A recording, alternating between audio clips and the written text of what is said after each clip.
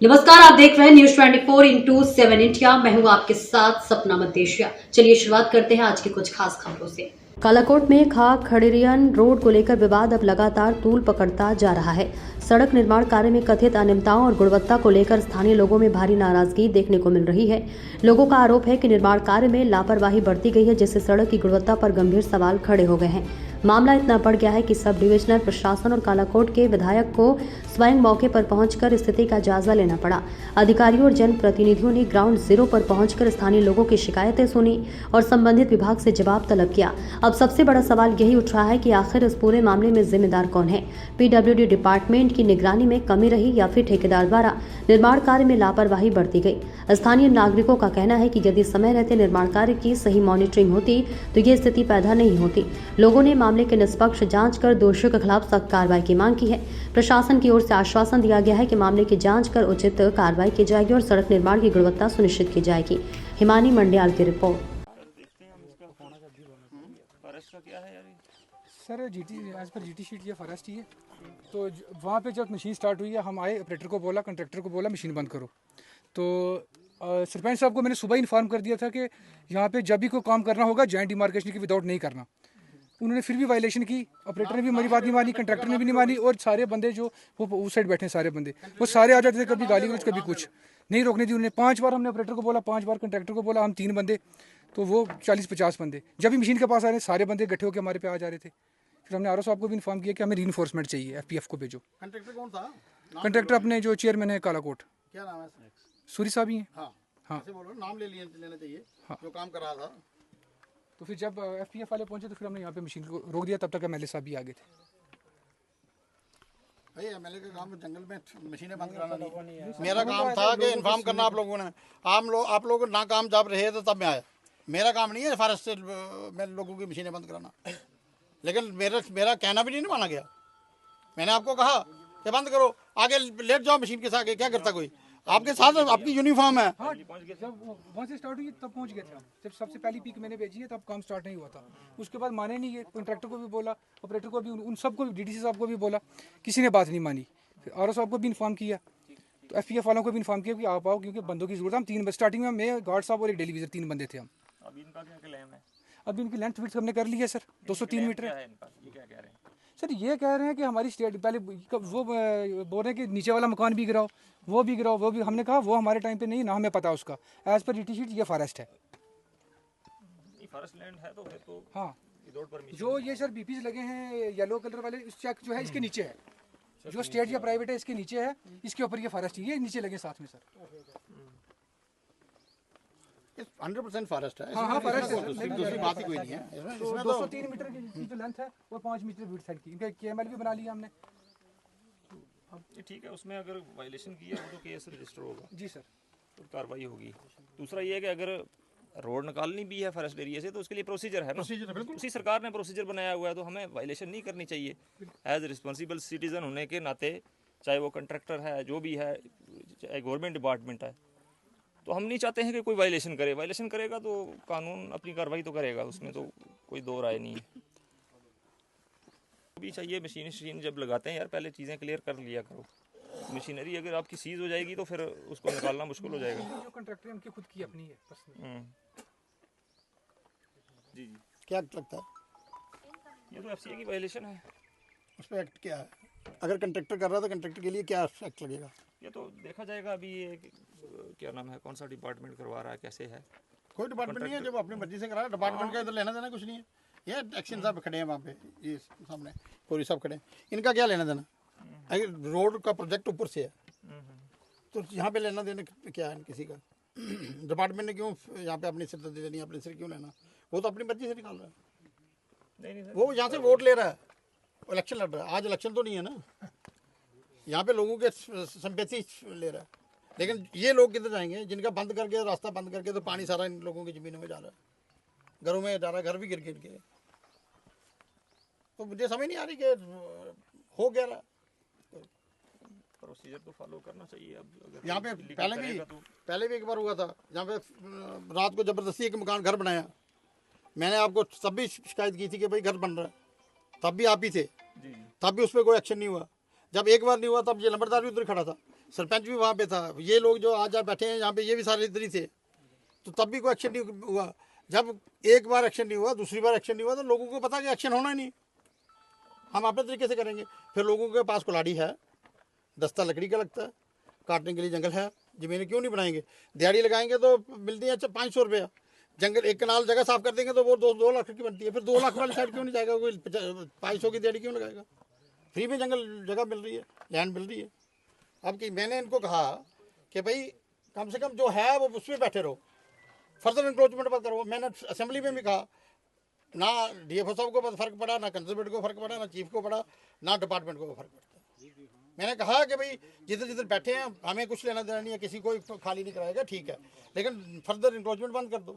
लगातार इंक्रोचमेंट हो रही है, हर दिन इंक्रोचमेंट होती है, और ये बातें ठीक नहीं हैं। आने वाले समय के लिए हमारे लिए परेशानी बननी है। आज तो मजाक हो रही है, कल परेशानी होगी, कल हम सांस नहीं लेके पाएंगे, पीछे सिलेंडर लगाएंगे, सिलेंडर लेके गैस लगा के ऑक्सीजन लगा के चलेंगे हम। तो ये अगर आज की ये कंडीशन है, मैंने आप मेरे घर के पीछे मैंने 20 बार चिट्ठी लिख दी आप लोगों को कि वहाँ पे इंक्रोचमेंट बना दो, 20-25 हज़ार कनाल है, वहाँ पे इंक्रोचमेंट हो रही है, कम से कम उसको रोको यार, कोई ना कहीं तो रुके। कोई असर ही नहीं है, किसी को कोई असर नहीं हो रहा, कम से कम कहीं ना कहीं तो सांस लेने की जगह बने। DFO साहब आप तो नौजवान हो, हमारी तो काम हो जाना पहले ही, लेकिन आप तो नौजवान हो, आपकी तो लंबी जिंदगी है। लेकिन मुझे अफसोस की बात यह है कि जिधर जिधर मैंने वहाँ पे आपको भेजा एक जगह पे, जब मैंने कंप्लेंट की थी, मैंने असेंबली में कहा मेरे वहाँ पे 800-900 कनाल एक बंदे ने जगह रोकी है। मुझे जो बताया गया, मुझे नायब तहसीलदार ने बताया कि यहाँ पे इस नंबर का इतना एरिया 9000 कनाल के लगभग बंदर जगह, तो 8-9 लोगों ने उसको इंक्रोच किया वहाँ पे हाँ, ADC साहब मेरे साथ विजिट किया सारी जगह। हम सुबह से शाम तक चलते रहे, वो जगह नहीं देख पाए। तो कम से कम यार ठीक है, किसी ने इंक्रोचमेंट किया, और एक लिमिट है ना, 800 कनाल जगह बंदा एक बंदा इंक्रोच करेगा, तो लिमिट के साथ ही काम होना। ठीक है, कोई लैंडलेस है, ठीक है, कोई बेचारे को पास रहने के लिए हमें कोई तकलीफ नहीं किसी की, पर 800-900 कनाल तो किसी बादशाह के पास भी नहीं होगी। मुझे लगता है कि आपके पास कभी, मुझे नहीं लगता कि 100 कनाल भी होगी, क्या है। तो आज सिस्टम ही चल रहा है, जिसके पास है कुल्हाड़ी, जिसके पास है कोई छोड़ता नहीं उस कारीगर को। तो ये तो सामने फॉरेस्ट डिपार्टमेंट को सामने डैमेज किया, और यहाँ पे मुझे समझ नहीं आ रही कि किया कि लेना देना क्या था। रोड ऊपर से जा रही, रोड का अलाइनमेंट ऊपर से है। ये एक्शन साहब आए हैं यहाँ पे, इनसे भी पूछ लेना चाहिए। वो डॉक्यूमेंट मेरे पास है, उसमें 3.2 किलोमीटर ऊपर का है और 1 किलोमीटर नीचे। किसने की टेक्निकल बैटिंग? क्या होती है टेक्निकल बैटिंग में? थोड़ा सा डिटेल में बता दो मुझे। वो जो इसका सर टेक्निकल बैटिंग जो करते हैं ना, सैंक्शन जो होती है, कौन सैंक्शन करता है? TS के कौन करता है? ये सर आपने की होगी? नहीं सर, वो हायर ऑफिसर SC ने की होगी। ये चीफ साहब की कंपनी से। रोड सैंक्शन कौन करता है? रोड कहाँ से सैंक्शन हो गया? वो प्रोजेक्ट मैंने नहीं देखा। नहीं, कौन सैंक्शन कौन करता है? प्रोजेक्ट नहीं देखा, सैंक्शन कौन करता है? रोड एडमिनिस्ट्रेटिव डिपार्टमेंट कौन बता देना।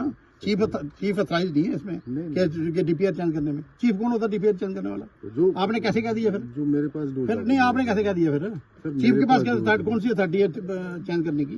बता दो ना मुझे। जो आप लोग फेवर करते हो, आप लोग फेवर करते हो जहाँ पे पैसे लेते हो। सीधी बात है, पैसे लिए होंगे आपने, पैसे वाले कोई बस डिटेल। और क्या फिर ये स्टेटमेंट कहाँ से आ गई? DPR मतलब का, DPR का मतलब समझा दो यहाँ पे। आप जिस वीडियो बन बताओ DPR का क्या मतलब है, क्या होती है DPR? कौन सैंक्शन करता है? ये सैंक्शन होके कहाँ से आती है ये बताओ? रोड कौन? Administrative department. यहाँ पे चीफ क्या एडमिनिस्ट्रेटिव डिपार्टमेंट? मैं उसकी बात कर रहा हूँ सर, जो डॉक्यूमेंट गलत बात मत कीजिए। जो बात रंग की है वही कीजिए। जो DPR बनी है वहाँ पे काम कीजिए। आप यहाँ पे के लीडर नहीं है। यहाँ के लीडर मैं कर रहा हूँ, मैं लीडर हूँ यहाँ का। मैं जो कहूँगा वही होगा। आप क्या अपनी ड्रामाबाजी छोड़ दीजिए। ये ड्रामाबाजी आप लोगों ने सीख रखी है, बस एक सीखी है, या दूसरे की पजामे में टांग फंसा के मसला खराब करता। मैं समझ नहीं रहा भाई क्या करना है डॉक्यूमेंट आपका, आगे लगानी है उसको। ये आपके पास आ गया AW जिसने DPR बनाई है, इसने DPR बना के जहाँ पे मेरे पास काफी पड़ी है DPR की। मैं बताता हूँ आपको DPR क्या होती है। मेरे पास पड़ी है ना, ओरिजिनल काफी पड़ी है मेरे पास। जो आपने मुझे दिखाई है वो सर वो टेक्निकल सैंक्शन। टेक्निकल सैंक्शन क्या होती है? DPR टेक्निकल सैंक्शन में फर्क ही कोई नहीं। आप किसको बता रहे हो? मुझे 34 साल तो मैंने ठेकेदारी की है। आप मुझे बता रहे हो TS क्या होती है, तो वो क्या होता है? ये कोई बात है? आप लोग गलत करते हो भाई, और सिस्टम को फेल करने में आप लोगों का हाथ है, ये बता दूं आपको। और आप लोग इन्वॉल्व हो इस मसले में। करप्शन पे तो क्या होगी, पैसे लेने और सिस्टम बदल देना। आपको किसने कहा स्टेटमेंट देने के लिए? किसने कह दिया कि रोड डीपीआर किधर से? जुमा 8 दिन हुए आपको आए हुए, यहाँ पे लड़ाई लड़ते हुए हमें 2 साल हो गए, 2.5 साल हो गए। मैंने जो डॉक्यूमेंट देखा था उसकी बात कर रहा हूं। ऐसे ही देखा डॉक्यूमेंट, पता नहीं कहाँ से उठ के आ जाते हैं, मुझे समझ नहीं आती। जहाँ तो बात पता होनी चाहिए, किसी के फेवर में फटाफट फेवर में बात कर देनी। आपको समझ आनी चाहिए कि क्या कह रहा हूं मैं। ये बड़ी बात है, छोटी बात नहीं है, लोगों की जिंदगी के मसले हैं। बिल्कुल ये सड़क जो होती है, सड़क लोगों की 3 पीढ़ी का मसला होता है। वो एक एक्शन का नहीं कि वो एक्शन आएगा जम्मू से आके यहाँ पे आके उसको स्टेटमेंट देगा तो फाइनल हो जाएगी, वो फाइनल नहीं होने वाली। आप लोग हमेशा, मैंने कहा ना कि झूठ के साथ बारात चलती है और ये सब बराती है, और झूठ सच बोलने वाला आदमी अकेला चलेगा, और ये सच बोलने वाले आदमी को चलने नहीं देना चाहता सिस्टम। आपने फटाफट स्टेटमेंट दे दी कि टेक्निकल सेक्शन टीएस होती क्या है, मुझे बताओ ना। ये कोई बात है? पता नहीं क्या क्या बातें करते हो आप लोग। इन्वॉल्व में एडीसी साहब भी इन्वॉल्व थे, सब इन्वॉल्व थे जो कालाकोट आपने किया। पहले रोड जहां से ऊपर से बस स्टैंड से शुरू करनी थी, नीचे आपने शुरू की, नीचे से ऊपर वो बंद किया। आज आपने नया ड्रामा शुरू कर दिया, आज शुरू कराया, साथ साथ में बंद भी करा दी। ये बात थोड़ी होती है आप कालाकोट की डेवलपमेंट को रोकोगे सारे लोग आगे। ये कैसे होगा फिर, कैसे चलना? एमएलए लोग बनाते किस लिए? लोग चुन के आते क्यों हैं? किस लिए आते हैं? क्या कोई बाहर से आके जाके पंगे रंगे करता रहेगा, जो आगे हमेशा दूसरी साइड खड़ा रहेगा, जो सिस्टम के खिलाफ चल रहा आदमी? आप सबको ईमानदारी से और तरीके से काम करना होगा जहां पे रहकर, नहीं तो रोज ही ये झगड़े होंगे, रोज ये फसाद होंगे। मजाक ही बन गई। जो ठीक काम है उसको नहीं देखते, उठा के दूसरी साइड चल पड़ते हैं। भाई ऊपर से नहीं जाना, नीचे से जाना, अपनी मर्जी है, जो दिल करे वो कर लो। ऐसे होता नहीं है। होता कि जब मैं कह रहा हूँ कि डीपीआर उधर से नहीं इधर से है, तो मेरी बात भी नहीं मानी जाए। क्यों मानी जाएगी बात पर? जहाँ पे डीपीआर जा रही है वहां से काम होना चाहिए। कोई क्यों कैसे कह देगा कि वहां से नहीं, यहाँ से बनानी है? मैं आपको ये नहीं कह रहा कि आप अपना काम सीधा छोड़ के उल्टे साइड चल पड़ो, मैं नहीं कह रहा आपको। मैं ये कह रहा हूँ कि अपना काम ठीक से करो। बस 2 मिनट में आगे जो गलत आदमी है उसके साथ खड़े रहते हो, नहीं सर, आगे फटाफट स्टेटमेंट दे देनी। फिर सोच समझ के स्टेटमेंट देनी चाहिए ना। जो नहीं पता फिर मत करो ना। फिर मैं बताता हूँ सुबह आपको, आ जाओ मेरे पास, मैं बताता हूँ डीपीआर कौन सी डीपीआर मैं बताता हूँ सब। ले लो ना फोटो, ले लो डीपीआर बनाओ ना। वो चलो देख लेते हैं। ऐसे थोड़ा होता है कि जब जो दिल मन करे वो स्टेटमेंट दे देनी। ऐसे कैसे चलना है? तो देखते हैं, इसका मतलब कि बेवकूफ हूँ मैं जो यहाँ पे आके बता रहा हूँ? पूरा देख लेंगे सर। मैं पागल हूँ, आप ठीक हो? ऐसे ही जो उठता है उठ के अपनी अपनी कहानी कर देता है। ऐसे नहीं चलने वाला भाई। ये बातें छोड़ दो, जिधर से आओ वहां पे छोड़ के आओ, जहाँ पे कालाकोट में ईमानदारी से काम होना। किसी को नहीं चलने दूंगा। जो ठीक काम करेगा वो रहेगा, नहीं काम करेगा तो जाएगा। घर का रास्ता देख लो अपने घर का, छुट्टी लेके बैठ जाओ, नहीं काम करने का दिल तो। लेकिन जो इधर कालाकोट में होगा वो सही होगा, गलत नहीं होगा। ये ऐसे फेवर नहीं करने दूंगा किसी का मैं। अगर मैं गलत कर रहा हूँ तो मेरी गलत कहोगे कि आप गलत कर रहे हो भाई, ये डीपीआर इधर से नहीं है, इधर से ही है। तो आप नई बात बता दी आपने टीएस वाली। टीएस क्या होती है? एक डीपीआर बनी है, डीपीआर को छोड़ के टीएस क्या होती है? पता नहीं क्या। जब आप जिसका मतलब जो आपका दिल करेगा वही करना आप लोगों ने। एक्शन के पास अथॉरिटी है, एक्शन जो मर्जी करे। मैं जो डॉक्यूमेंट देखा है वो बता रहा हूँ। फिर गलत डॉक्यूमेंट ना देखना चाहिए और ना करने चाहिए।